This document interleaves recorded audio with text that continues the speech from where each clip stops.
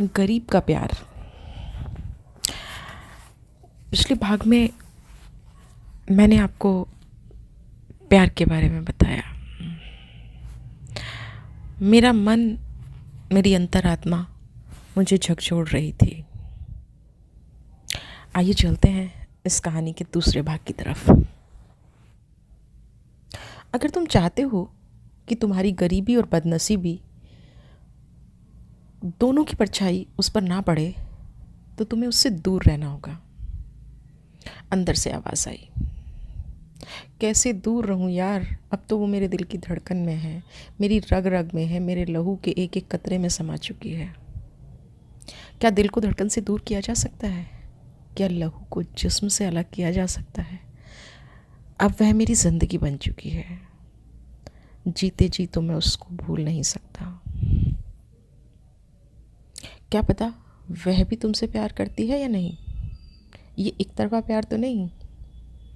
दिल और दिमाग के बीच रात भर अंतर्द्वंद चलता रहा और सुबह होते होते दिल दिमाग पर हावी हो गया था।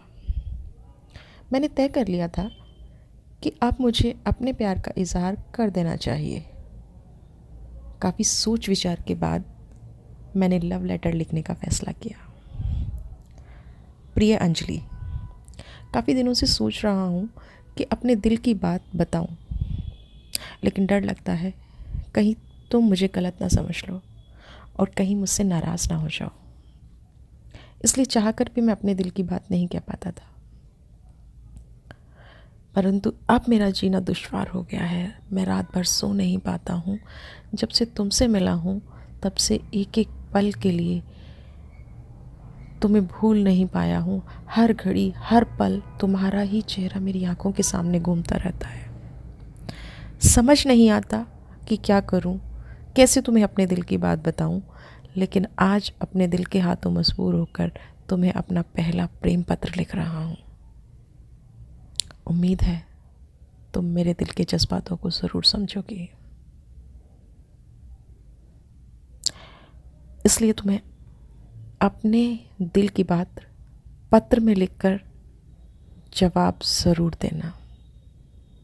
हालांकि तुम्हारा जवाब जो कुछ भी हो, मैं तुमसे कल भी प्यार करता था, आज भी करता हूँ और ज़िंदगी भर करता रहूँगा।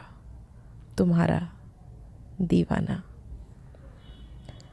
पत्र लिखकर मैंने जेब में रखा और हिम्मत जुटाकर उस तक पहुँचाने के मौके तलाशने लगा। एक बात का पता चला है तुम्हें?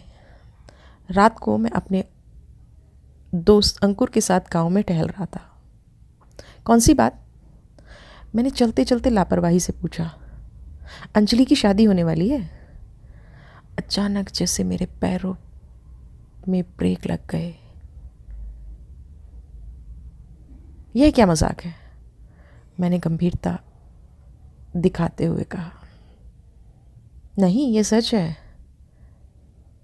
नहीं, ये सच नहीं है। मैंने खुद अपने कानों से सुना है। एक पल के लिए जैसे मेरा दिमाग सुन्न हो गया था। मेरे जीवन के लिए कम से कम इतनी राहत थी कि वह मेरी नज़रों के सामने तो रहती थी, लेकिन अब जीने का यह सहारा भी छूटने वाला था। तुम चलो, मैं आता हूँ, मैंने अंकुर से कहा। नहीं, मैं इतनी रात में तुम्हें अकेला नहीं छोड़ सकता।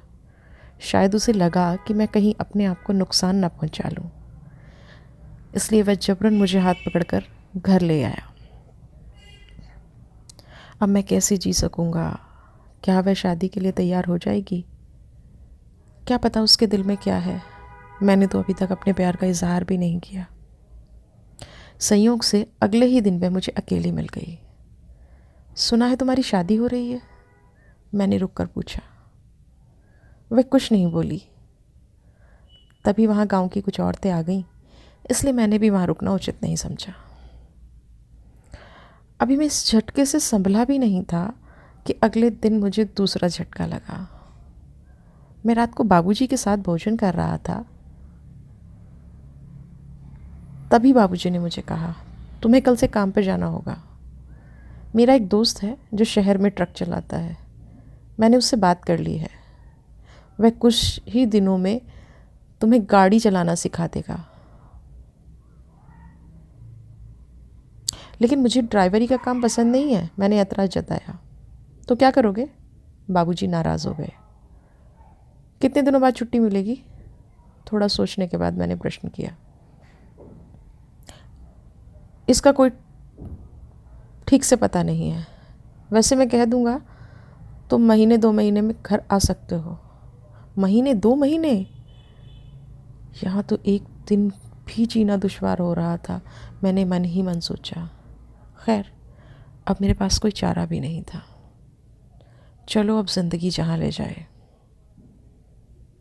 जाने को तो मैं चला गया, लेकिन मेरी हालत जल में मछली जैसी हो गई थी। मेरा किसी काम में मन नहीं लगता था, बस हर पल उसके ही ख्यालों में खोया रहता था। रात भर मुझे नींद नहीं आती थी। एक बार जब मैं छुट्टी से आया तो पता चला कि उसकी शादी फिक्स हो चुकी है। अगले महीने उसकी शादी होनी थी।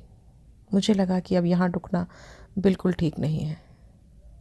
उसकी शादी के 3 महीने बाद जब मैं दोबारा वापस आया तो मैं डिप्रेशन का शिकार हो चुका था। मैंने गाड़ी छोड़ दी थी और मैं घर पर रहने लगा था। मैंने गांव में निकलना और दोस्तों के साथ उठना बैठना बंद कर दिया था। मैं अपने ही घर में कैद होकर रह गया था।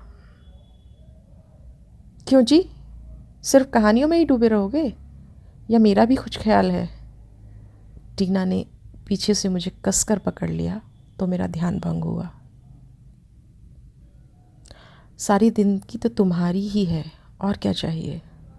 खुद को उसकी बाहों से छुड़ाते हुए मैं पीछे पलटा। बस इतना ही काफ़ी है, वह मुस्कुराई। चलो कुछ मीठा हो जाए। उसके गले में बाहों का हार डालते हुए मैंने शौखी से कहा, मैं चाय बना कर लाती हूँ। वह मासूमियत से बोली और मैंने उसे आज़ाद कर दिया। वह चाय बनाने नीचे चली गई। कहते हैं ना, समय का मरहम बड़े बड़े ज़ख्म को भर देता है। धीरे धीरे ज़िंदगी पटरी पर लौटने लगी। उसकी शादी के 3 साल बाद मेरी भी शादी हो गई, परंतु आज तक मैं उस लड़की को भूल नहीं पाया हूँ, क्योंकि उस लड़की की वजह से मैंने जीना सीखा था। उसी की प्रेरणा से मैंने अपने परिवार की गरीबी के दलदल से निकाल पाया हूँ। मुझे अपने दिल टूटने का उतना गम नहीं था जितनी इस बात की खुशी थी कि केवल अपनी खुशियों को कुर्बान करने से दर्जनों चेहरों की खुशियाँ बरकरार हैं। भले ही मेरी ज़िंदगी में नहीं, लेकिन उसकी यादें हमेशा मेरे साथ हैं। आज भी मुझे उससे उतना ही प्यार है जितना 15 साल पहले था। आज भी वह अक्सर मेरे सपने में आती है, बातें करती है और फिर अचानक गायब हो जाती है। उसके जाने के बाद